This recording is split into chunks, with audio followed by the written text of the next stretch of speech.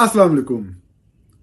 आज के प्रोग्राम में हम एक तरीकी हकीकत को डिस्कस कर रहे हैं कि जिस वक्त पाकिस्तान में पाकिस्तान तहरीके इंसाफ की हुकूमत थी, इमरान खान वजीर आजम थे,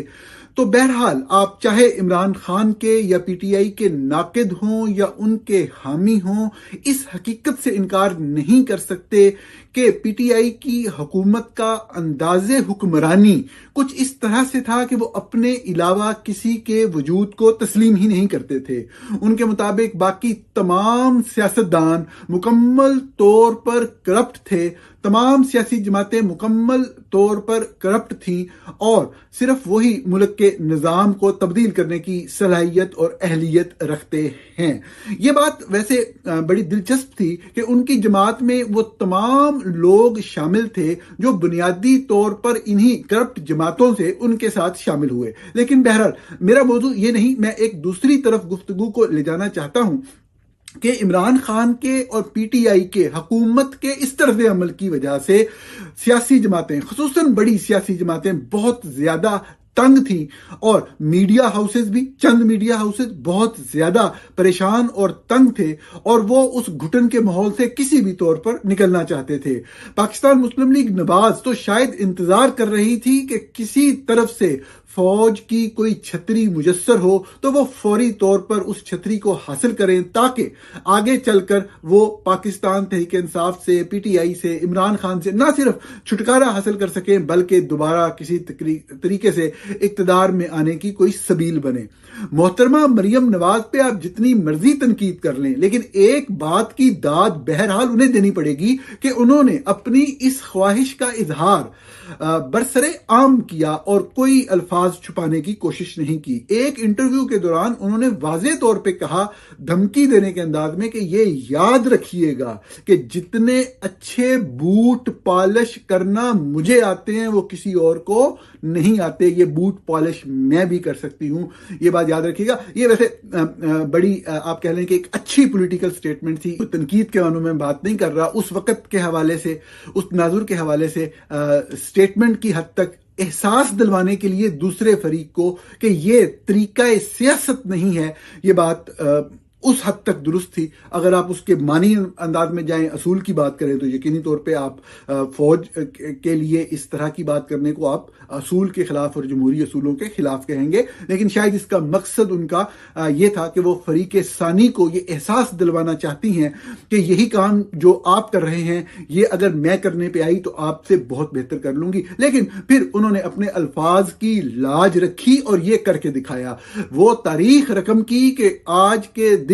काफ लीग के लोग या वो मजहबी रहनुमा जो कि फौज की गोद में कई दहाइयों से बैठे चले आ रहे थे, वो भी शर्मिंदा महसूस करते हैं कि जिस तरीके से शरीफ फैमिली फौज के साथ अलाइंड हुई, फौज की गोद में बैठी और फिर सारे मामलात जो हैं वो अब इस तरीके से आगे चले कि मुल्क जाए भाड़ में, आइन जाए भाड़ में, बस हमारा जो उल्लू है वो सीधा होना चाहिए। ये सूरत हाल बहुत ही अफसोसनाक थी। इसमें तमाम सियासी जमातें कसूरवार हैं। मैं बिल्कुल सिर्फ नून लीग को यहाँ पे कसूरवार नहीं ठहराऊंगा, पीपल्स पार्टी को नहीं ठहराऊंगा। तहरीक इंसाफ भी उतनी ही जिम्मेदार बल्कि ज्यादा जिम्मेदार इस हवाले से बनती है कि जो कुछ थोड़ी बहुत सिविल सोसाइटी ने जद्दोजहद करके फौज को किसी हद तक पीछे धकेला था, फौज ने दोबारा इन रोड्स बनाए और वो निजाम में आ गए। मेरे जैसे सहाफियों को बहरहाल ये मुश्किल जरूर पेश आती है कि जब कोई पार्टी अपोजिशन में हो और खुसूसन अगर वो उस तरह से मुजालम का शिकार हो जिस तरीके से तहरीक इंसाफ अब शिकार है, तो वो उनको वो बात लाजमी तौर पर रिपोर्ट करनी होती है कि अब जो इनके साथ हो रहा है गलत हो रहा है, केसेस भी सब गलत हैं। लेकिन जो माजी का किस्सा है उसको तब्दील करने की कोशिश करना, सिर्फ अपनी सियासी वाबस्तगी की बुनियाद पे झूठ घड़ना और झूठे बयानियां तश्कील देना बददियानती की इंतहा होती है। मेरा आज का मौजू जनरल आसिम मुनीर के तर्ज हुक्मरानी के ऊपर है। यह सिर्फ एक बैकग्राउंड था, एक्सट्रूशन थी जो मैं इमरान खान के दौरे हुकूमत के खात्मे और एक नए हाइब्रिड निजाम के आगाज के हवाले से जो उस वक्त सूरत हाल थी उस हवाले से आपके सामने पेश कर रहा था। इस सारी सूरत हाल में मैंने बुनियादी तौर पर आपको ये बात बताई कि जो दूसरी सियासी जमातें और जो मीडिया के लोग थे वो तो इंतजार कर रहे थे कि किसी तरफ से जो एक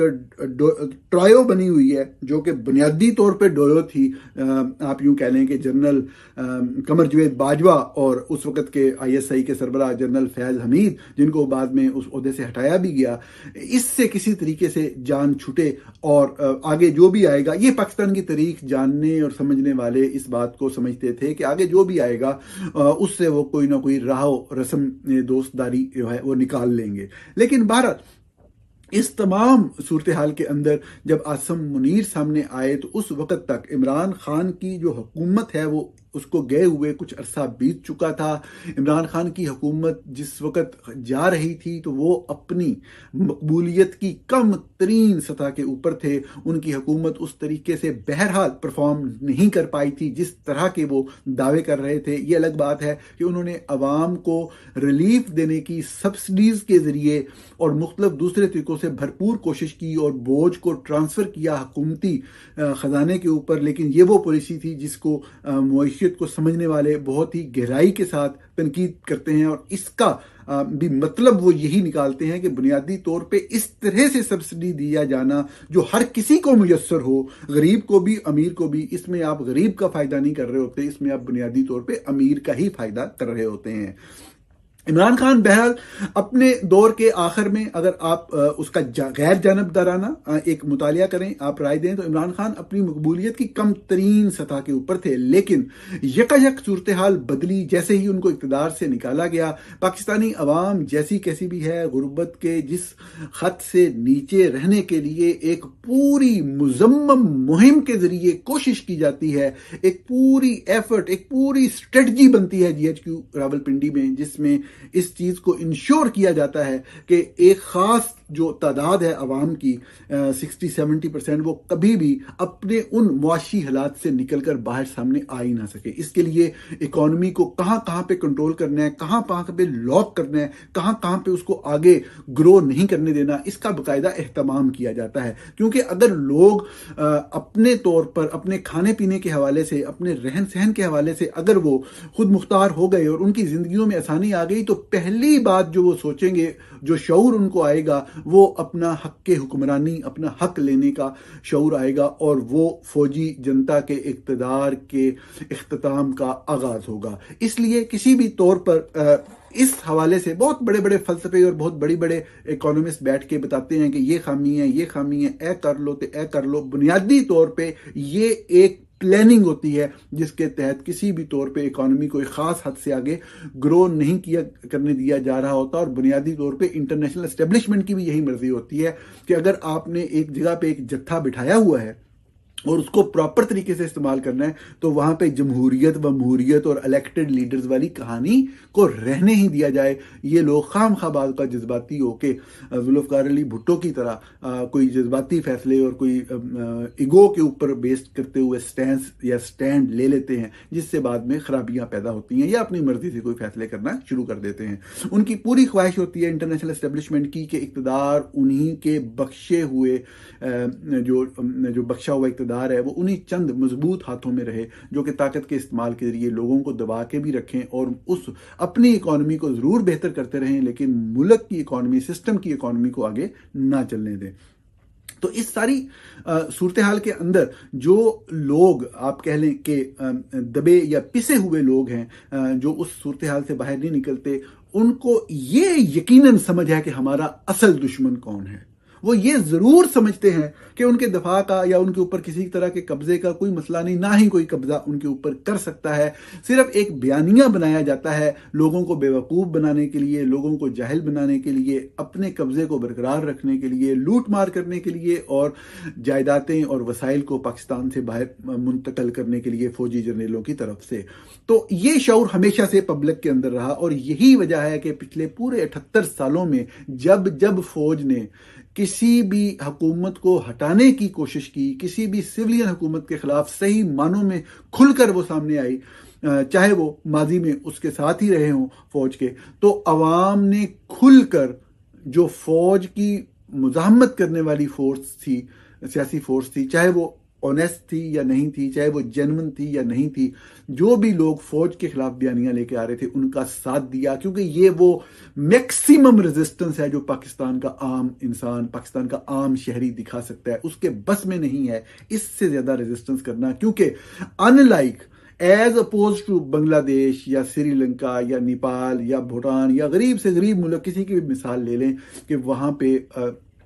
अवाम को इस हद तक नहीं दबाया गया हुआ या उनको मुआशी तौर पर इस हद तक सुप्रेस नहीं किया गया हुआ कि वो अगर बाहर निकलें तो उन पर गोलियां बरसाई जाएं या उनको जड़ से ही खत्म कर दिया जाए। तो ये एक मैक्सिमम फॉर्म ऑफ रेजिस्टेंस होता है कि फौज हमेशा 1970 के इंतखाबात के अलावा उसके बाद आने वाले हर इंतखाब को किसी न किसी तरीके से रिग करती है, अपनी मर्जी का नतीजा लाने की कोशिश करती है। अगर उसकी मर्जी के खिलाफ नतीजा आ रहा हो तो उसको इंजीनियर करने की कोशिश करती है। लेकिन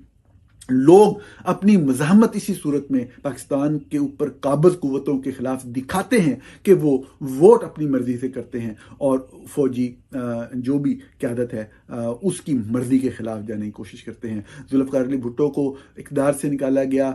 फांसी पे लटकाया गया, बदतरीन मार्शल रहा, उनको काम नहीं करने दिया गया, जेलों में डाला गया, कोड़े मारे गए। लेकिन जब ज़ियाउल हक का तारीख दौर ख़त्म हुआ तो सबसे पहले बेनज़ीर भुट्टो ही वज़ीर आज़म बनी। IJI लाई गई, अपनी मर्जी के लोगों को लाया गया, लेकिन जब वो सिस्टम नाकाम हुआ और एक आज़ादाना इंतखाबात हुए तो लोग दोबारा से जो फौज के ऊपर क्रिटिकल, मैं मुखालिफ नहीं कहूँगा, जो फौज की पॉलिसी या रियासती बयानिए के मुखालिफ कुव्वतें थी उन्हीं को इक़्तिदार में लाई 1993 के अंदर। और ये तारीख आगे चलती चली जाती है।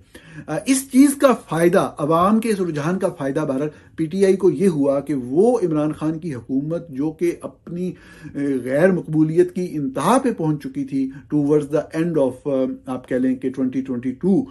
जब उनको निकाला गया तो यकदम अवाम की एक बड़ी तादाद जो है वो PTI के सपोर्टर्स की सूरत में सामने आ गई। इसकी तफसीलात क्या हैं मैं उसके ऊपर नहीं जाऊंगा, कितनी अवाम उनके साथ आई कितनी नहीं आई वो बात नहीं है। बात सिर्फ मैं जैसा अर्ज किया कि जनरल आसिम मुनीर के तर्ज हुक्मरानी की तरफ लेके जाना चाहता हूं, आपको सिर्फ चंद मिसालें देने के लिए कि सबसे पहला चैलेंज जब शरीफ फैमिली के साथ चंद मखसूस लोगों के जरिए डील करके, वो लोग जिनकी तफसीलात मैंने आपसे वादा किया हुआ है आपके सामने जल्द रखेंगे, के साथ डील करके जब इक़्तिदार में आ गए जनरल आसिम मुनीर, तो उसके बाद जो सूरत हाल बनी, उस सूरत हाल में उनके सामने सबसे बड़ा जो चैलेंज था वो यकीनी तौर पे PTI और इमरान खान की सूरत में था, क्योंकि बाकी सियासी कुव्वतों के साथ वो राब्ते में थे और मामला तय कर चुके हुए थे। अब इस चैलेंज को निपटा कैसे, ये मेरा मौजू है। सिर्फ इस चैलेंज को नहीं, उसके अलावा भी उनके सामने बहुत से चैलेंज आए और वो जबरदस्त तरीके से निपटते चले गए। आप समझ लें कि आज का वीलाग जनरल आसिम मुनीर की तारीफ व तौसीफ में है, उनके विजन के ऊपर है कि वो कितने ज़बरदस्त हुक्मरान और कितने ज़बरदस्त स्ट्रेटजिस्ट हैं। तो अगर आप इसको आगे नहीं सुनना चाहते तो बेशक ना सुने, लेकिन ये इसी हवाले से है। जनरल आसिम मुनीर के खिलाफ सबसे पहला चैलेंज जो था वो PTI को कंटेन करना था। PTI की स्ट्रेंथ पाकिस्तान में भी थी लेकिन उसको दबाया जा सकता था, लेकिन जो ओवरसीज स्ट्रेंथ थी वो बहुत ज़्यादा थी। प्रेजेंस थी UK के अंदर, यूरोप के चंद ममालिक के अंदर, अमेरिका के अंदर, और जो यहाँ रहने वाला डायस्पोरा था वो अपनी जो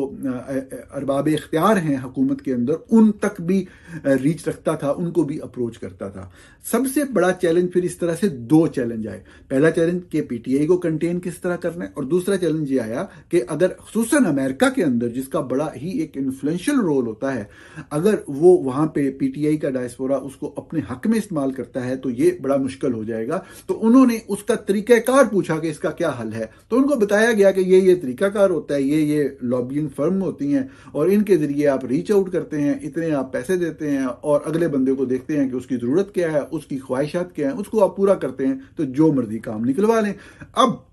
इस सूरत हाल में उनको बताया गया कि ऐसा हो तो सकता है लेकिन इसके लिए पैसे नहीं है, बहुत बड़ा बजट देना पड़ता है। तो पहली जो विजन है जनरल आसिम मुनीर का वो ये सामने आता है कि वो कितने विजनरी बंदे हैं। उन्होंने कहा इसमें क्या मसला है, पैसा पड़ा हुआ है ना, ये जो भी टैक्स का पैसा या जो अवाम का पैसा है ये लगाएं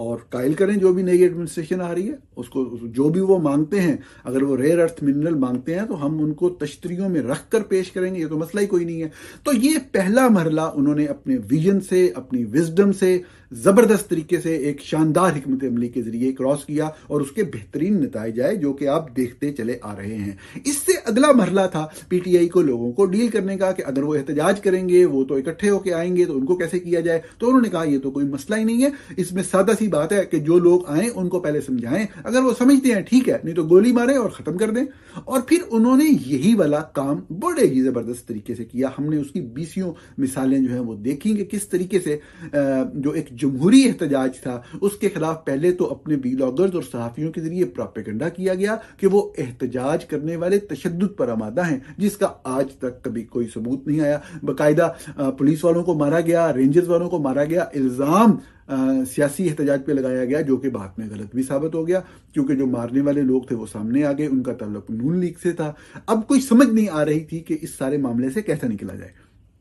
तो उसका हल यही था। ये अब दूसरा मरहला है जनरल आसिम मुनीर के एक विजनरी जर्नल और विजनरी लीडर होने का, कि उन्होंने कहा जो एहतजाज करता है आप सिंपली गोलियां मार दें, लोग भाग जाएंगे, घरों को चले जाएंगे। और फिर ऐसा ही हुआ मुख्तलिफ मौका के ऊपर कि जो भी एहतजाज के लिए निकला, जहां पे भी निकला, चाहे वो सियासी जमात हो पीटीआई की, चाहे वो बलोचिस्तान के लोग हों, चाहे वो सिंध के लोग हों, चाहे वो पख्तूनख्वा के लोग हों, चाहे वो अब कश्मीर के लोग हों, तो ठा गोलियां करके उन्होंने किया।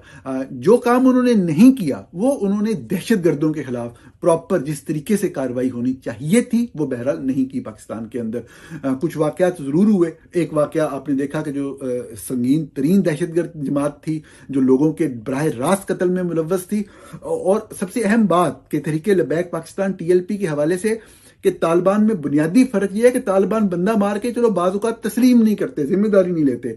दहशतगर्दी की जो लहर थी वो इस लेवल पे पहुंच चुकी थी कि तहरीक लबैक वाले जलसों में खड़े होकर कहते थे ये हमने मारा है और अब हम और मारेंगे। लेकिन आप देखें कि वो उन दहशतगर्दों को हर तरह से तहफ़्फ़ुज़ दिया गया। एक वाकया मरीदके में हुआ जिसको गलत रिपोर्ट कराया गया चंद मखसूस लोगों से और मुसलसल झूठ फैलाया गया। आज के दिन तक कोई 10 बंदों के नाम नहीं दे सका कि ये वाले लोग जो हैं वो उनके मारे गए, जबकि दूसरी तरफ जो पुलिस वाले शहीद हुए उनके रिकॉर्ड भी मौजूद हैं, तस्वीरें भी मौजूद हैं। वो लोग जो कि तहरीक लबैक के मजालम से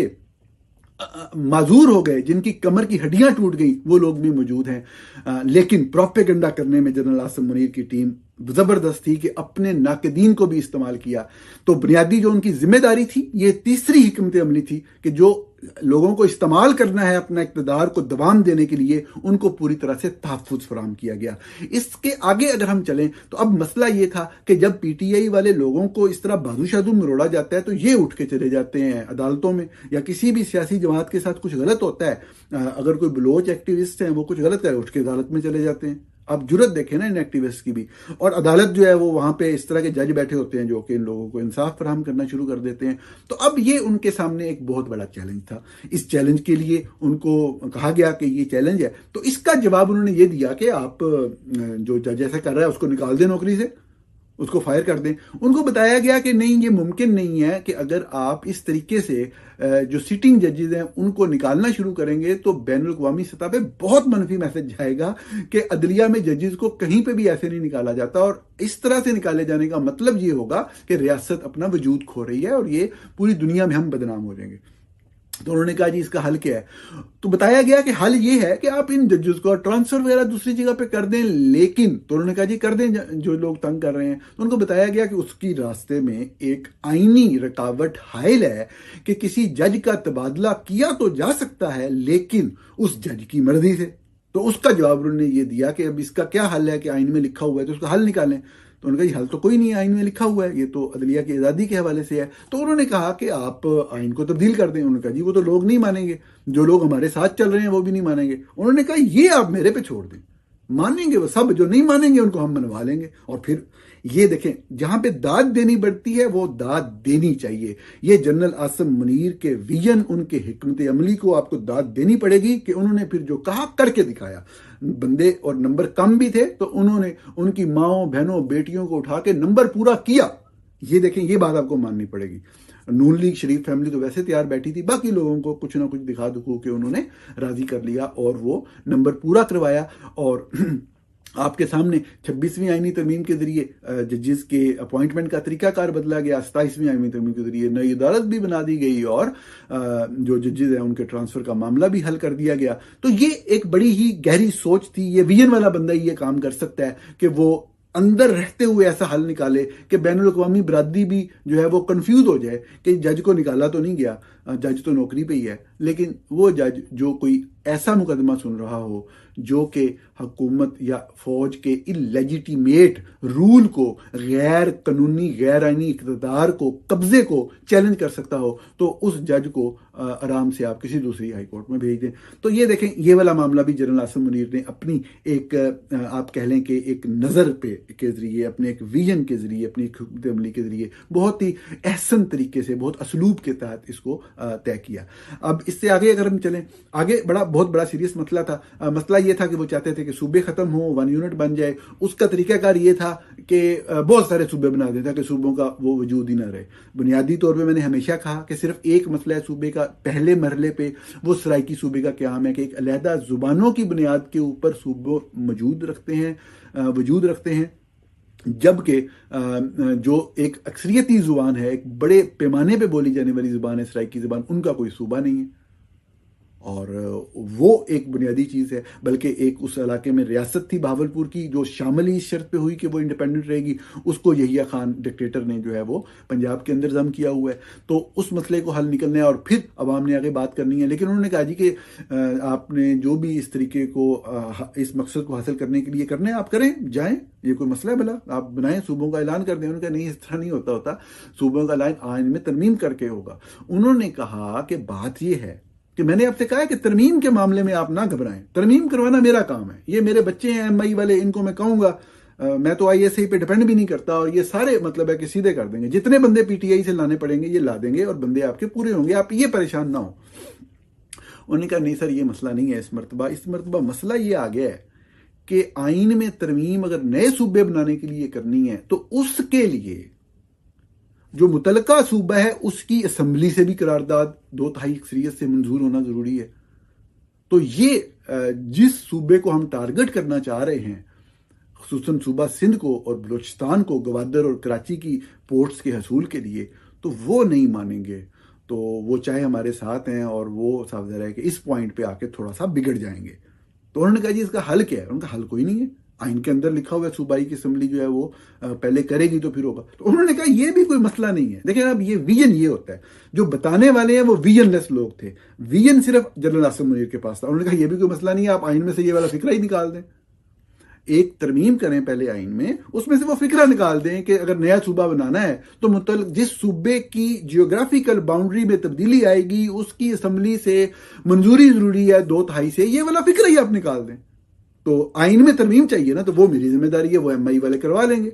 इसमें तो कोई मसला ही नहीं है। अब देखिए ये विजन होता है एक लीडर का, एक रहनुमा का, ये विजन इस तरीके से मसला हल हो जाए। और मतलब है कि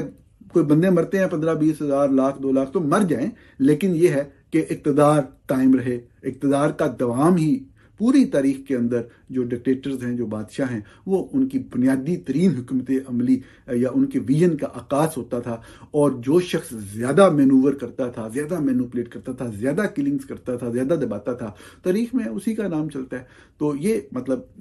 कोई इतनी बड़ी बात नहीं थी। अब ये है कि जनरल आसिम मुनीर ने ये कर तो लिया, सोच तो लिया कि अगर सूबे बनाने हैं इस मकसद के हसूल के लिए और सदारती निज़ाम की तरफ जाना है तो इसमें ये तरमीम आनी है। तो अब ये है कि पीपल्स पार्टी अगर तो ये कहे कि जी हम तो सूबे नहीं बनने देंगे तो फिर तो बात ठीक है, लेकिन सूबे बनने के प्रोसेस में जो पहली चीज है कि वो जो शर्त है वो निकाले जाने के लिए अगर पीपल्स पार्टी को कायल करने की कोशिश की जाए तो मेरे ख्याल में पीपल्स पार्टी को उसके ऊपर भी स्टैंड लेना चाहिए, क्योंकि वो एक रास्ता फराहम होगा। और आगे जो होगा वो सबको पता है कि पीपल्स पार्टी अगर दूसरी स्टेज पे जाके जब सूबों को अलहदा करने की बात आए तो उससे निकल भी जाए तो बुनियाद अगर फराहम करने में साथ दिया तो ये भी एक बड़ी गलत बात होगी। जो भी है उसमें एक प्रॉपर सियासी हुकूमत अमली होनी चाहिए। प्रॉब्लम मैंने जिस तरह अर्ज किया कि सराइकी सूबे का कि लसानी बुनियादों पर सूबे बनाए गए और एक सराइकी सूबे का क्याम जो है वो नहीं। उसकी वजह यह है कि उस इलाके के अंदर लीडरशिप नहीं है, वहाँ पे वडेरे जगीरदार, बड़े बड़े इंडस्ट्रियलिस्ट, बड़े बड़े जिम्मेदार सियासत में आते हैं। मसले का हल तभी होगा जिस तरीके से बाकी इलाकों मुल्कों में नौजवान नस्ल उठ के सामने आई और उसने मामलात अपने हाथ में लिए, क़यादत अपने हाथ में ली और एक जमहूरी तरीके से पुरअमन एहतजाज के ज़रिए अपनी बात जो है वो सामने रखी। जब तक जनूबी पंजाब में ये वाली अवेयरनेस की लहर नहीं आती कि नौजवान इन वडेरों, जगीरदारों, बदमाशों, काबजीन से जो कि फ़ौज के लिए इस्तेमाल होते हैं बाहर निकलें, नाम नहाद सियासतदान जो कि ओहदे ज़रूर लेते रहे लेकिन कभी उन्होंने सराइकी इलाकों के अवाम के हकूक़ के लिए आवाज़ नहीं उठाई, तो उनसे, उनके चुंगल से बाहर निकलने का भी यही तरीका है कि सियासी तकसीम को ख़त्म करें। कोई नौजवान ये ना सोचे कि वो नून लीग का हमायती है, पीटीआई का हमायती है, पीपल्स पार्टी का हमायती है। सब नौजवान इकट्ठे हों, सियासी वाबस्तगी से बालातर, वो बेशक वो बाद में अपने दिल में रखें या बाद में जब एक इलेक्टोरल सियासत का मौका आए तो ज़रूर अपनी अपनी उस तरफ जाएं। जब तक वो इस तरह के बुनियादी मामले को उठा के नहीं करते तो तख्ते लाहौर की हुक्मरानी, शरीफ फैमिली की हुक्मरानी बहरहाल बरकरार रहेगी। कोई नून लीग का हामी भी है तो उसका इलाका बुनियादी तौर पे, उसका शहर बुनियादी तौर पे जनूबी पंजाब का, वो महरूम रहेगा वसाइल से हमेशा। इसी तरीके से ये जो लोग बातें कर रहे हैं सूबों वाली, वो एक बुनियादी शऊर से बिल्कुल ना आशना है। मैंने कल भी जिक्र किया था कि वो ये कहते हैं जी पाकिस्तान बुनियाद होना चाहिए, पाकिस्तानियत की बुनियाद होनी चाहिए, सूबों की बुनियाद लसानी होनी नहीं चाहिए। अब वो इस बुनियादी बात को भूल जाते हैं। जैसा कि मैंने कल भी अर्ज किया कि बुनियादी शनाख्त बुनियादी तौर पर इन्हीं लसानी बुनियादों के ऊपर ही है। इन्हीं लसानी बुनियादों के ऊपर कायम रहते हुए भी लोग एक इमरानी माहिदे, एक आइन के तहत एक मुल्क के झंडे के नीचे यकजा इकट्ठे थे, अब भी रह सकते हैं, लेकिन उनको तोड़ने की भरपूर कोशिश कामयाबी से की गई 1971 में और अब भी वो कोशिश जारी है, जो यकीनी तौर पे कामयाब तो नहीं होगी, लेकिन जो लोग कर रहे हैं वो बहुत ताकतवर हैं और कामयाब होते नजर भी आते हैं। बुनियादी तौर पर ये जो सोच और तसव्वुर है कि आप लिसानी बुनियादों को ही ख़त्म कर दें, ये बहुत ही एक अजीब सा और एक बिल्कुल आप कह लें कि एक कुएं की सोच, कुएं के अंदर मेंढक वाली जो सोच होती है उसका आकाश है कि आपको समझ है नहीं और आप बात किए चले जा रहे हैं और आगे जज्बातियत और नाम निहाद हुब्बुल वतनी की बुनियाद के ऊपर अपनी दलीलों को तराशते और करते चले जा रहे हैं। बुनियादी तौर पर अगर फ़र्ज़ करें आप सिंध के लोगों की मिसाल भी ले लें तो वो हमेशा से आप कहें कि पाकिस्तान के साथ हैं और पाकिस्तान के साथ बिल्कुल हर पूरी हमदर्दी और पूरी खुलूस के साथ शामिल हैं लेकिन वो पहले से थे, पाकिस्तान बाद में बना और वो उस चीज़ को सिर्फ उनका कहना इतना ही है कि आप हमें मान लें, हम तो आपके साथ हैं, हम तो बिल्कुल हमेशा आपके साथ रहेंगे और पाकिस्तान खप्पे का नारा भी लगाएंगे, लेकिन आप हमारी हैसियत या हमारे वजूद को तस्लीम ज़रूर करें। अब वो उनके वजूद को ही तस्लीम ना करने की बात जो है ये बड़ी ख़तरनाक है, ये बुनियाद ख़त्म करने के मुतरादिफ है पाकिस्तान की। मैं इसमें एक बात ज़रूर कहूँगा जो बड़ी अम्यूजिंग बात है मेरे लिए भी, जिससे ज़्यादातर नाम नहाद तारीखदान एग्री नहीं करेंगे, खुसूसन मुताला पाकिस्तान पढ़ने वाले और चैलेंज करने वाले कुछ लोग भी आएंगे और शायद उनकी बाज़ पॉइंट्स दुरुस्त भी हों, लेकिन ओवरऑल हकीकत यही है कि बुनियादी तौर पे ये बात मेरे वैसे जो बलोच दोस्त हैं और जो सिंधी दोस्त हैं और जो पश्तून दोस्त हैं उनको नागवार गुजरेगी। हालांकि मैं हमेशा उनके साथ होने वाले मजालम के ऊपर उनके हक़ में बात करता हूँ और हमेशा चूँकि पंजाबी लोग खुसूसन अपर पंजाब के लोग इन्वॉल्व होते हैं तो उन पर तनकीद करता हूँ, लेकिन एक बात आपको माननी पड़ेगी कि पंजाबी वाइज बहुत है, विजन बहुत है। जैसा जनरल आसिम मुनीर का विजन मैंने आपके सामने बयान किया, पंजाबियों का विजन हमेशा से था। पंजाबी बड़े क्लियर थे वैसे पाकिस्तान बनने से पहले भी। अब पाकिस्तान तो बुनियादी तौर पे ये यूपी और एमपी और बंगाल वालों ने बनाया। खैर हमें तो जो भी तारीख में बताया गया हम तो वो पढ़ के आगे चलते हैं। इन्हीं को वो मज़हब का कीड़ा भी था और ये सारे लोग वो मज़हब यहाँ पे भी लेके उस तरीके से उन्होंने ठोकने और वो करने की कोशिश की है। लेकिन बुनियादी तौर पे जो पंजाबी थे ये बड़े क्लियर थे, ये इस हवाले से बड़े क्लियर थे कि इनका जो नुक्ता नज़र है तारीख में या किताबों में या मुतल्ला पाकिस्तान में जो भी बताया गया है और हमें बार बार 47 के इलेक्शन पढ़ाए जाते हैं, ये बड़े क्लियर थे कि हमने अगर तकसीम होती है तो हमने लंदन के साथ रहना है। हमारे वज़ीर-ए-आज़म जो टवाना साहब थे उनका मतलब है कि बड़ा क्लियर एक स्टैंड था और वो बाकायदा इलेक्शन लड़ के और जीत के आगे आए। जिस इलेक्शन का हमें हवाला दिया जाता है, जब ईस्ट इंडिया कंपनी फैसला कर ले और फिर एस्टेब्लिशमेंट जो है वो जमातें लॉन्च भी करती है, जमातों को सपोर्ट भी करती है, उनको पॉपुलर भी बनाती है, वो सब बातें समझने वालों के लिए उसमें इशारे हैं। अगर गौर करें और सिद्के दिल से तहकीक करें तो इंसान वहां तक पहुंच जाता है। लेकिन बहरहाल वो जो भी है, मैं कह रहा था मेरे बलोच या पश्तून दोस्तों को ये बात ना पसंद आएगी, लेकिन मैं बहरहाल कायल हूं कि पंजाबी पाकिस्तान बनने से पहले भी बड़े क्लियर और वाइज थे। अच्छा, उनकी जो वाइजनेस और उनका जो एक आप कह लें कि अक्लमंदी का अरूज जो है पाकिस्तान बनने के बाद आता है कि जब वो 46 के इलेक्शन वाला मामला जो भी था वो हो गया और मकबूल तरीन जमात जो है वो इक़्तिदार में भी आ गई और पाकिस्तान भी बन गया। तो जब पाकिस्तान बन गया तो उन्होंने कहा हुण बन गया है तो हुण साडा है, तो उन्होंने फौरी तौर पर उसको ऑन भी कर लिया और उसके मालिक को मुख्तार भी बन बैठे, और इस तरह बन बैठे कि आज के दिन वो कहते हैं सिंध भी हमारा है, बलूचिस्तान भी हमारा है, पख्तूनख्वा भी हमारा है, पहले किसी और इलाके को भी अपना कहते थे, कश्मीर भी हमारा है। तो ये होता है विजडम, इसको कहते हैं अक्लमंदी। ये नहीं है कि जो अंग्रेज सरकार है वो सिंध के अंदर चंद लोगों को अपने साथ मिलाए और खैबर पख्तूनख्वा के अंदर एक दो लोगों को मिला के और कोई बलूचिस्तान में एक दो सरदारों को मिला के और कोई करारदाद पास करवा के, और ये बाद में मुताल्ला पाकिस्तान के लिए मवाद ज़रूर फराहम हुआ। लेकिन बहरहाल मैं पंजाबियों पे तनकीद भी करता हूँ और जहाँ तारीफ बनती है वो ज़रूर करनी चाहिए। एक आखिरी छोटी सी बात, मैंने खबर अभी देखी है, ये मेरा आज का जो गुफ्तगू थी ये जनरल आसिम मुनीर के विजन और उनकी पॉलिसी और उनकी हिकमत अमली और अंदाज़े हुक्मरानी के ऊपर थी, जो यकीनी तौर पे बहुत ज़बरदस्त है। अगर ताकत की तारीख का मुताला किया जाए, एक खबर मोहसिन नकवी साहब ने फिर बयान दिया है और उन्होंने कहा है, क्योंकि उनके ऊपर तनकीद हो रही थी, उनकी जो वो क्रिकेट बोर्ड के चेयरमैन हैं, जो सबसे बड़ी मनी मिंटिंग एक मशीन होती है और हर हुक्मरान आके उस पर कब्जा करना चाहता है, तो उसकी कारकर्दगी और जो वजारत दाखिला की कारकर्दगी की ऑडिट की बातें हुई, तो उसके जवाब में उन्होंने कहा है कि वज़ीर आज़म किसी थर्ड पार्टी से ऑडिट करवा लें सारी वज़रा की कारकर्दगी का, तो और फिर उसको अवाम के सामने भी रखें। यानी कहने का मकसद ये है कि आई एम द बेस्ट और बाकी सारे जो हैं वो लल्लू फल्लू हैं। ये बात भी वैसे वो सही कह रहे हैं, इसमें कोई शक नहीं है। और उन्होंने फिर ये भी आसरा या तसल्ली दी कि वज़ीर आज़म अपनी 5 साल मुद्दत पूरी करेंगे। ये आज का उनका बयान। नाज़रीन, प्रोग्राम देखने का बहुत शुक्रिया। कल फिर मुलाकात।